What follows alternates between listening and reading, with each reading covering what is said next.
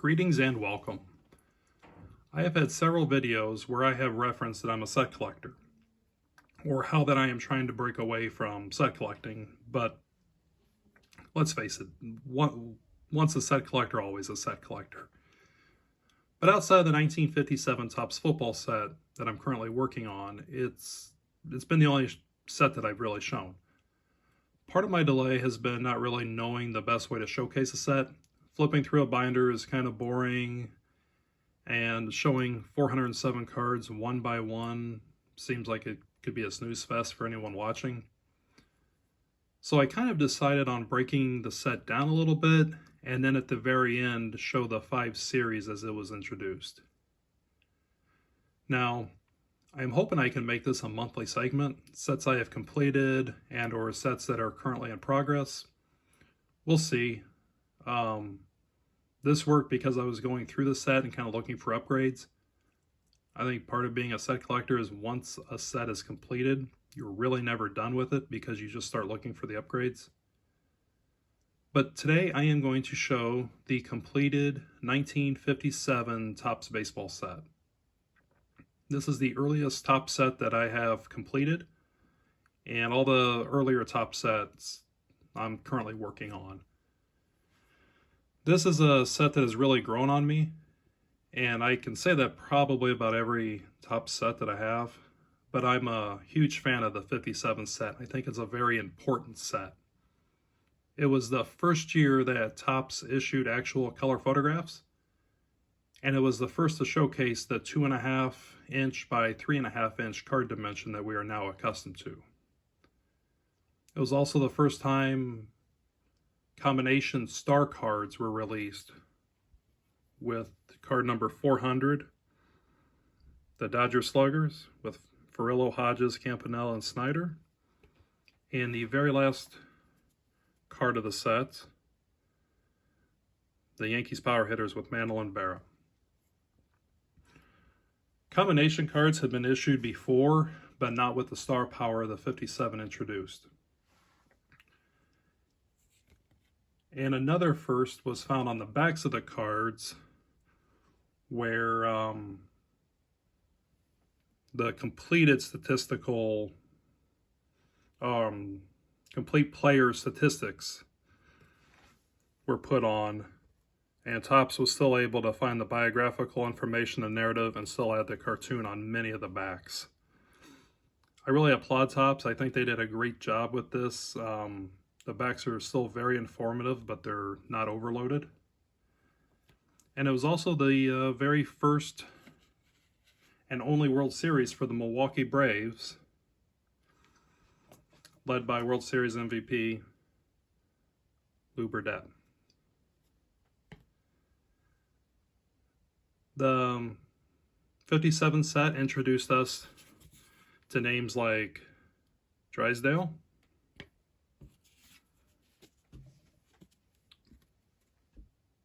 Frank, although he was the 1956 Rookie of the Year, Brooks,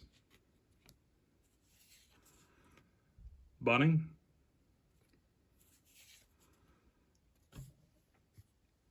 Rocky, the White Rat,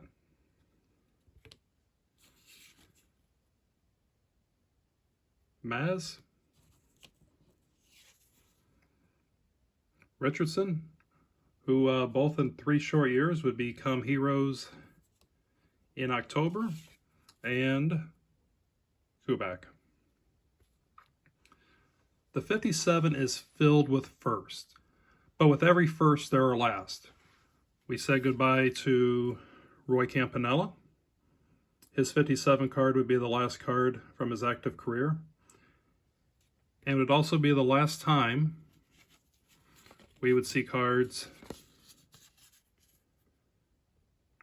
from the Brooklyn Dodgers,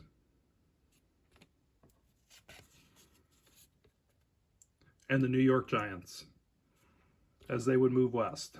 And spoiler alert, my 1958 set showcase will show the first of the LA and San Francisco cards. And 57 was also the first and last time we'd ever see Hank Aaron hitting left-handed. Of course, the 1957 was stocked with Hall of Famers, besides what I've shown. They had Ted, Yogi, Little Louie, Willie, one of my all-time favorites, Robin Roberts, Whitey, Pee-wee, Nellie, Early, Ernie, Dick, Richie, Clemente, Hodges, Dobie, Spawn, the Mick, William Harridge, Bob Lemon, Al Kaline, Minnie, Red, who's not in a Cardinal uniform, so not a huge fan, the Duke, Hoyt, who is in a Cardinal uniform, so it's my favorite Hoyt Wilhelm card, Enos, not in a Cardinal uniform, kind of lame, George Kell, Eddie, and of course, last but not least, Sandy. The only one missing was Stan Musial and non-Hall of Famer Roger Maris, who both made their Topps debut in '58. Another spoiler alert. Of course, one of the most iconic cards of all time was in '57, and that's the Big Clue. And just some of my personal favorites from the set. I love the look of this Vito Valentinetti. I think the Billy Martin is a great pose. I love that card. And same with the Nelson King. I think that's just a cool card. Joe Collins. I just like how he's in the dugout. You see the rack of bats and waiting to hit. Another guy who I collect a lot, Carl Erskine. Newcomb's got a great pose in '57. The Gilliam, I think, is a tremendous looking card. Again, you're not going to see the Brooklyn logos after this. And you guys know I'm a huge Ken Boyer fan. Goes back to my dad, but it's really cool. It's the only top set with the Boyer brothers. You see it's 121 and 122. So it's the only set that if you put them in a binder or whatever, they are right next to each other. I think the Hal Smith is really cool. And finally, one of my favorites is the Joe Adcock. Anytime you can see the Brave logo, I think it's just awesome. So guys, give me a second and I will show the set in its entirety. So thank you. All right. So this is Series 1. The 1957 was released in 5 series. And the first series was cards 1 to number 88. And in my opinion, Series 1 had the absolute most star power.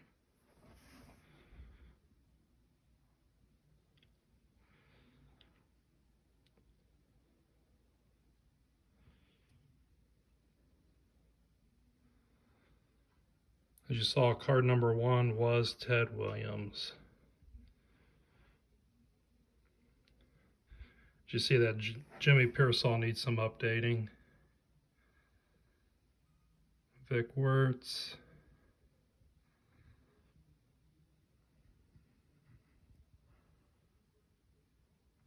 And it finishes off with Harvey Kane. Give me a second, we'll do Series 2. All right, Series 2 starts with card 89, Roy Sievers.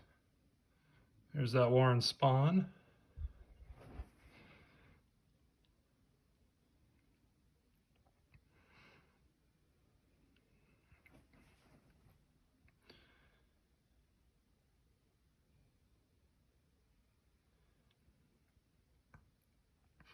I think all the Cincinnati Red cards look great with Mr. Red right there on their chest.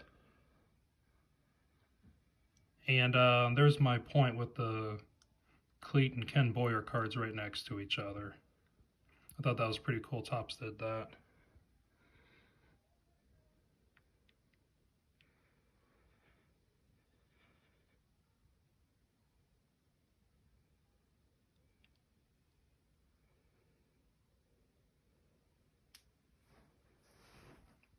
I think that's a pretty cool Al Walker card too.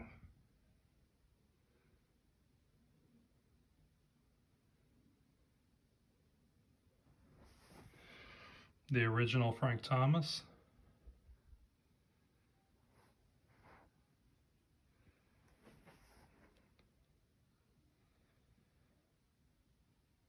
Big clue again. Vic Power, what a great baseball name.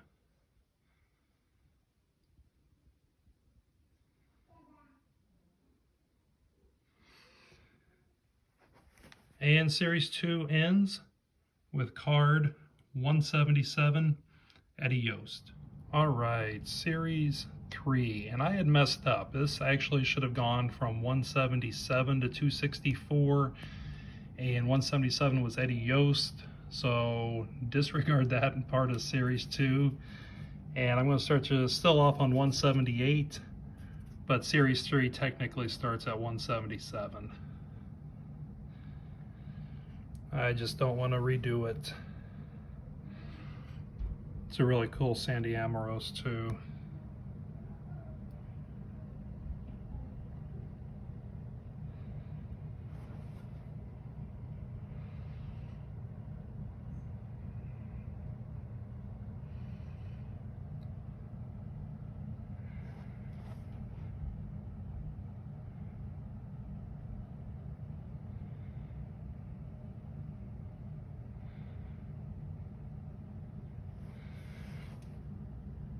I like that Hank Bauer as well.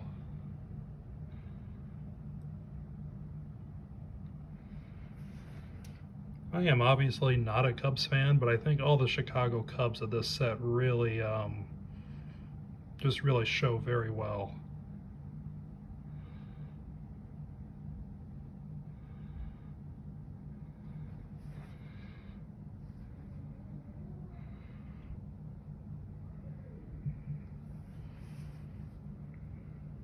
Erskine again.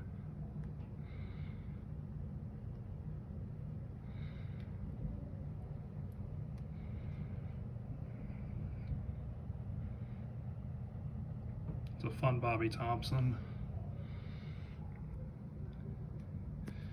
And we're ending on Bob Turley, card 264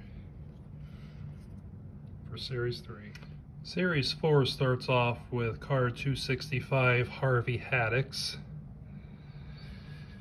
And Series 4 is the most scarce and the most difficult of the series to pick up in the 1957 Topps set. This is the series. You'll find the Bobby Richardson rookie. You'll find the Brooks Robinson rookie. The Jim Bunning rookie, and also the Sandy Koufax.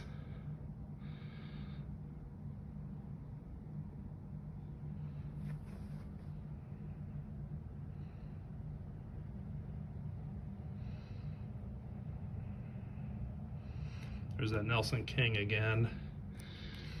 And it ends with Alice Kinder with card 352. So if you're still with me, we have one series to go, Series 5. Series 5, this is it. Starts off with card 353, Cal Neiman.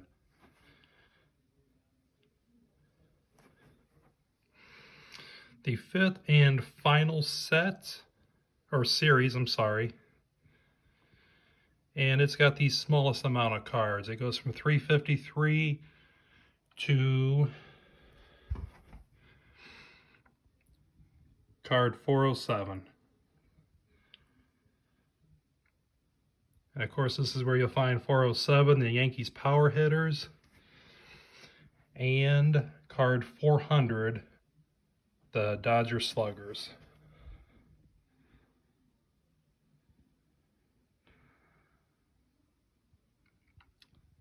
So that concludes it. Thank you for watching my breakdown of the 1957 set, and enjoy your collection.